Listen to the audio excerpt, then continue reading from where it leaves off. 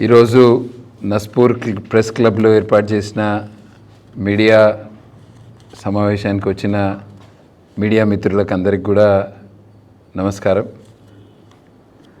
గత వారము రాష్ట్ర ప్రభుత్వము సింగరేణి కార్మికులకు బోనస్ ప్రకటించడం జరిగింది. ఈ బోనస్ ఈ సంవత్సరము సింగరేణికి వచ్చిన మొత్తం లాభము 4,701 కోటి రూపాయలు, దాదాపు 4,700 కోట్ల రూపాయలు. గతంలో చూస్తే మనము ప్రతి సంవత్సరము కార్మికులకు ఇచ్చే బోనస్ ఒక 1% పెరుగుకుంటూ వస్తుంది. ఆ లెక్కన చూసుకుంటే ఈ సంవత్సరము 33% బోనస్ ఇవ్వాలి. 33% బోనస్ అంటే దాదాపు 1,550 కోట్ల రూపాయలు బోనస్గా ఈ ప్రభుత్వం కార్మికులకు చెల్లించాల్సిన అవసరం ఉన్నది. అయితే కేవలం 790 కోట్లు మాత్రమే ప్రకటించడం చాలా బాధాకరం. ఇవాళ సింగరేణిలో లాభాలు ఇంత పెద్ద ఎత్తున పెరిగినాయంటే దానికి కారణం కార్మికుల యొక్క శ్రమ. కార్మికులు వాళ్ళ ప్రాణాలంటే రిస్క్, ఆరోగ్యానికి సంబంధించిన విషయాలు ఉన్నప్పటికీ కూడా కార్మికులు కష్టపడి ఈరోజు సింగరేణిలో ప్రొడక్షన్ పెంచడం జరిగింది.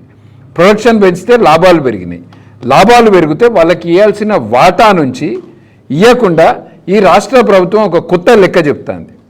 ఈ రాష్ట్ర ప్రభుత్వం ఏమంటుందంటే ఈసారి వచ్చిన లాభాల నుంచి డెవలప్మెంట్ కొరకు, అంటే ఒరిస్సా రాష్ట్రంలో ఏవైతే కొత్తగా కోల్ బ్లాక్స్ తీసుకున్నారో వాటి డెవలప్మెంట్ కొరకు, గతంలో తీసిన ఓసీల యొక్క బ్యాక్ ఫిల్లింగ్ కావచ్చు, ఇట్లా కొన్నిటి కొరకు అని చెప్పి కార్మికులకు ఇవ్వాల్సిన లాభాల నుంచి ఈ రాష్ట్ర ప్రభుత్వము దాన్ని ఆపడం చాలా బాధాకరం.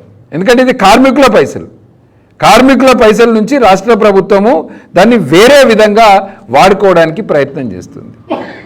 గతంలో కూడా టీఆర్ఎస్ ప్రభుత్వం ఉన్నప్పుడు కూడా తప్పు లెక్కలు చెప్పి నికర లాభాలని తక్కువ చేపించి చూపియడము ఇట్లా జరిగింది.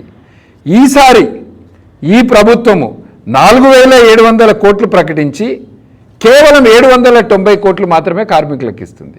అయితే ఈ కొత్త కోల్ బ్లాక్స్, ఒరిస్సాలో పెట్టే కొత్త కోల్ బ్లాక్స్, ఈ కోల్ బ్లాక్స్ వలన ఈ కోల్ బ్లాక్స్ నుంచి వచ్చే ఆదాయం 14% రాష్ట్ర ప్రభుత్వానికి పోతుంది.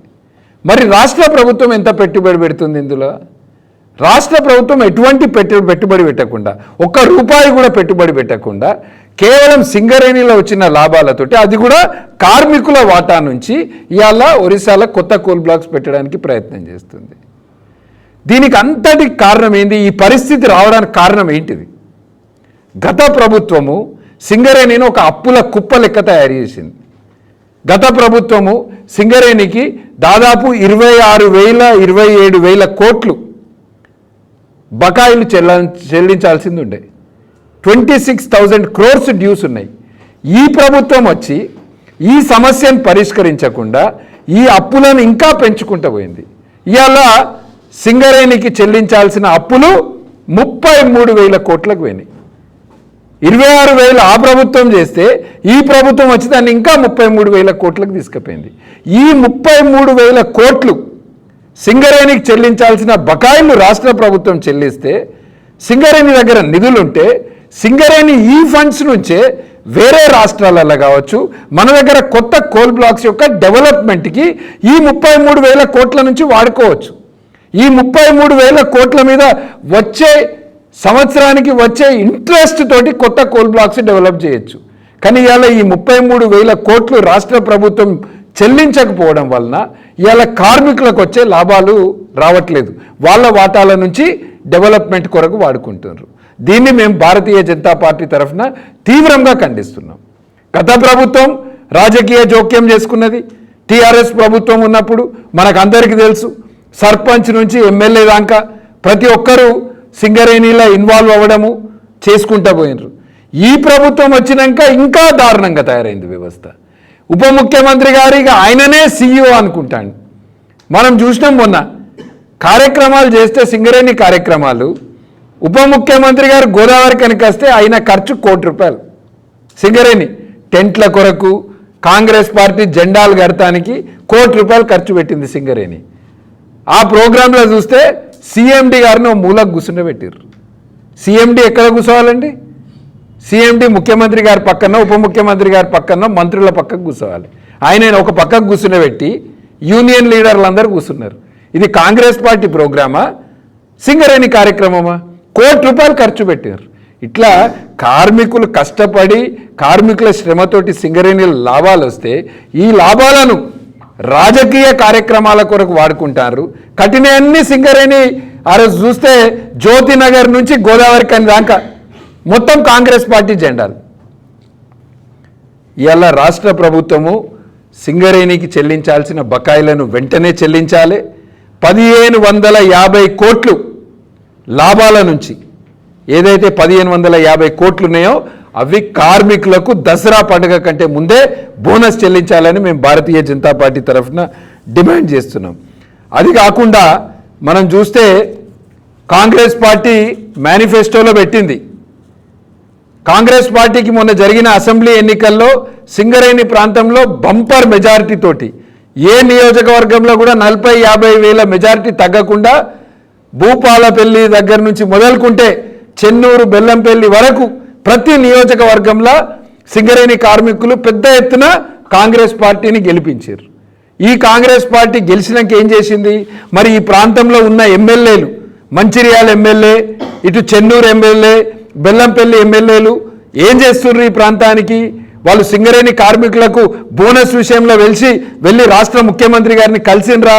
మరి ఈరోజు ఈ ఎమ్మెల్యేలు కార్మికుల పక్షాన ఉన్నారా, లేదా వీళ్ళు రాష్ట్ర ప్రభుత్వానికి నిధులు లేవు కనుక సింగరేణి యొక్క నిధులను వేరే స్కీమ్స్కి వాడుతుంటే ఆ పక్కన ఉన్నారా? ఇలా ఎమ్మెల్యేలు చెప్పాలి వాళ్ళ వైఖరి ఏంటిది, బోనస్ తగ్గడానికి కారణం ఏంటిది?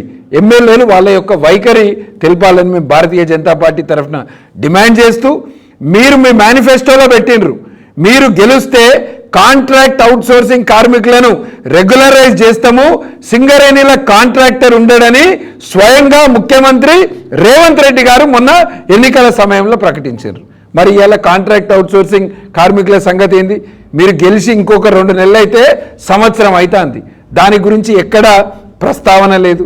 ఇట్లా సింగరేణి ప్రాంతంలో ఇవాళ కాంగ్రెస్ పార్టీ గతంలో టీఆర్ఎస్ ఉన్నప్పుడు దోసుకున్నది, ఇవాళ కాంగ్రెస్ పార్టీ మళ్ళా కాంగ్రెస్ ప్రభుత్వం సింగరేణి కార్మికుల యొక్క శ్రమ దోసుకుంటుంది.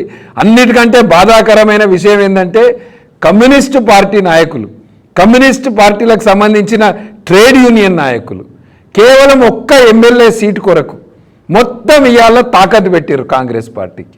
ఎమ్మెల్యే ఎలక్షన్లో ఒక్క సీటు ఇచ్చారు వాళ్ళకు ఇచ్చిన ఒక్క సీటు కొరకు ఇవాళ కమ్యూనిస్టు నాయకులు కూడా కాంగ్రెస్ పార్టీకి మొన్న ఎన్నికల్లో మద్దతు తెలపడము, ఇవాళ కమ్యూనిస్ట్ పార్టీ వాళ్ళు కూడా మాట్లాడకపోవడం చాలా బాధాకరము. నేను కార్మికులందరినీ కోరుతున్నా, మీరు ఇప్పటికైనా గమనించండి, మీ కొరకు కొట్లాడే యూనియన్, ట్రేడ్ యూనియన్కి మద్దతు తెలపండి. భారతీయ జనతా పార్టీ మీకు అండగా ఉంటుంది. మీకు 2 విషయాలు ఇక్కడ, ఒకటి బోనస్ 33%, 1550 కోట్లు దసరా పండుగ కంటే ముందు చెల్లించాలి. 33,000 కోట్లు ఏదైతే బకాయిలు ఉన్నాయో అది రాష్ట్ర ప్రభుత్వం చెల్లించాలి. కాంట్రాక్ట్ అవుట్సోర్సింగ్ కార్మికులకు మీరు ఏదైతే ఎన్నికల సమయంలో ఇచ్చిన హామీ ఉందో వాళ్ళందరినీ కూడా రెగ్యులరైజ్ చేయాలని భారతీయ జనతా పార్టీ తరఫున డిమాండ్ చేస్తున్నాం.